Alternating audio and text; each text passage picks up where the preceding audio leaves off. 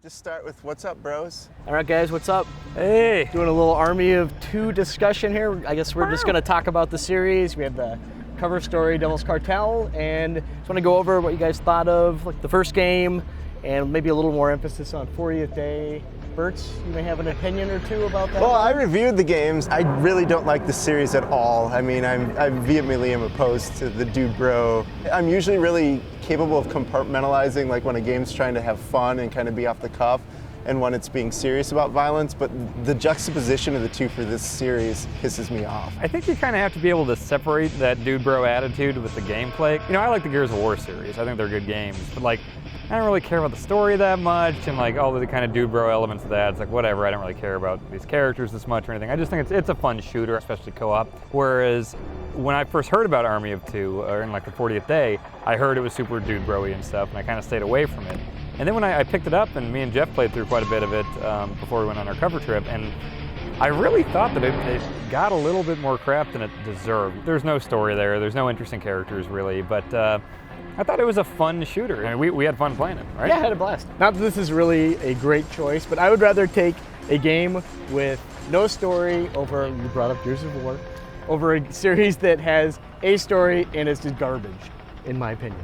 I think one of the most interesting things about the Army of Two series is that EA had sent the game out for review, and then based on negative feedback from people that had been playing the game and were getting ready to review it, EA pulled it and they delayed the game for what, 4 months? I played that build. I reviewed that first build, and there were some elements of it I kind of liked a little better. They cut out some god-awful stuff, like there was a whole hovercraft scene that was just terrible. But one of the things I liked about it kind of felt more like a Bill and Ted's Excellent Adventure a little bit. Okay. In that there are these two complete idiots. Like, they understand nothing about the way the world works. They're just good at shooting people.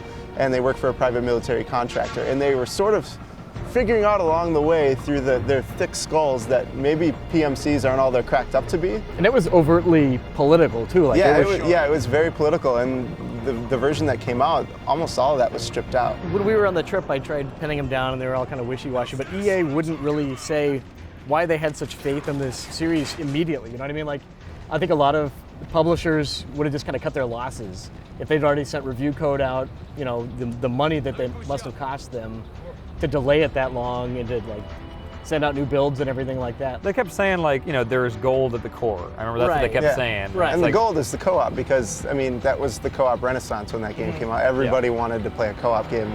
Conflict Denied Ops sold 1 million copies. Like a third-tier shooter sold 1 million copies because it had co-op. Yeah. That's what people wanted, so I think that was the impetus for them to go back and reconfigure some stuff. The one thing I will say that I liked about 40th Day, I thought their weapon upgrade system was pretty deep for a game of that nature, and I was kind of astounded. That game did have multiplayer. They did try to do a horde-type mode. There was no progression, there was no ranking system, there was no gun upgrades in the multiplayer. It's like you're making a modern-day shooter. Yep. You have all of these other games to look at as inspiration, and you just drop the ball completely. What did you think of the agrometer and that stuff? See, that seems superfluous to me. I mean, anybody who's played a shooter knows that when they're shooting at one guy, you can flank around the other. They try to gamify this system that's existed basically since the dawn of time when there's been shooters. And the other system that I really had problems with was the moral decision making in that series. You know, like they got a ton of crap for the first one because it was all high fives and pissing on cupcakes and whatnot. The second one, they tried to be serious and somber, and they put you in these moral circumstances where you had no context within which to make a decision. Yeah. And then you make the decision and you watch it play out, and then I would go back and watch the other way play out. There was no way you could have known it would go that way either way, so it completely deflated the point of having a moral decision. Yeah, like what's the one where like the guy's about to rape that girl and you shoot him, but then he goes to the hospital and then the lady goes into the hospital and shoots him and has a baby or something? She's gonna kill the baby and then he kills her. It's something just completely incoherent. Oh, the one with I know what you mean. Like the tiger one, we have the choice of getting the money from the guy who's in the tiger's cage or a weapon or whatever. You have to shoot the tiger in the process, or just leave it alone. And if you leave it alone, somehow the tiger escapes and then gets in the backseat of a car, and this guy robs a bank, and then the tiger, he sees him in the rearview mirror, and it kills him. So. Yeah, amazing.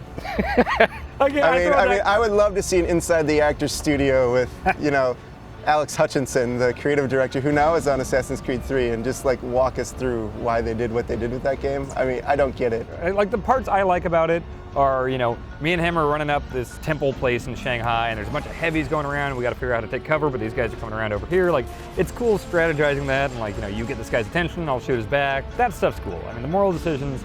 But that stuff's better in almost every other co-op game as well.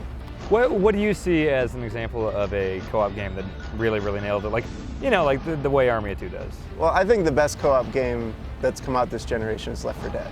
I don't even think it's close for me personally. I mean, that game puts teamwork at such like a central focal point in the experience where if you're not working together, you're screwed. Gears of War, we mentioned earlier, I like the moment-to-moment gameplay. I feel like they're really good at designing game systems. The story does nothing for me either. Yeah. I mean, it really doesn't. What about something like Borderlands? Oh, I love Borderlands. Okay. Yeah, those are all great examples of great co-op, and I don't think Army of Two ever reached it, but it did resonate. You know, like the game sold millions of copies. So clearly it's speaking to somebody. I understand that the tone was kind of off the mark or completely off the mark, but I just prefer a setting that's a little more grounded as opposed to something that's just bizarro sci-fi. Shooting terrorists is more fun than bugs, I think, you know? Yeah, exactly. I don't know if that's where you're going with that, but like, yeah, that's exactly where I like I'm going. that. I'm really curious to see what they do with the new one because obviously they're saying to us, we're taking a step back again from the dude bro stuff. We're gonna make it more serious. We're putting it into a real world volatile conflict in Mexico. So Still has the zebra guns and the, you know, crazy blinged out. Okay, I will and the masks. The masks are still there, right? Yeah. Everybody has masks. But the blinged out guns, I will absolutely defend that because you remember after Gaddafi was overthrown and they Oh, were that's raiding right, his yeah, palace, yeah. like they had the blinged out pistol. I mean, like Yeah. super rich, crazy dudes like bling out weapons. But would PMC guys be doing that, you know? Why not? If they're dude bro enough, they will. How do you know that they didn't capture those guns from a warlord? Because you go into the customization Let's menu don't and worry pick about your that, paint yeah. job. I haven't read the novelizations, have you? One wish for Devil's Cartel. Just big, dumb action. Big dumb action. Yeah. All right. Co-op, big, dumb action. With a mature storyline, or you don't even care about that? You're just gonna I hit don't know. past I this- just want to blow stuff up. Okay. In that series, I just want to blow stuff up. I just want it to stop sucking. You know, like I just really simple, like reach a base level of competence and all the major facilities that you're gonna need to present here and just don't suck. The thing that Julian Beek, the executive producer, said, and I completely would love to see this, he said he wants to make a game where if someone walks in while you're playing it, you won't feel dirty. Yeah. And I would like that. Where you can, especially like the writer was saying that he also wants a story that you can explain to someone, which would be a revelation for Army of Two. And scene.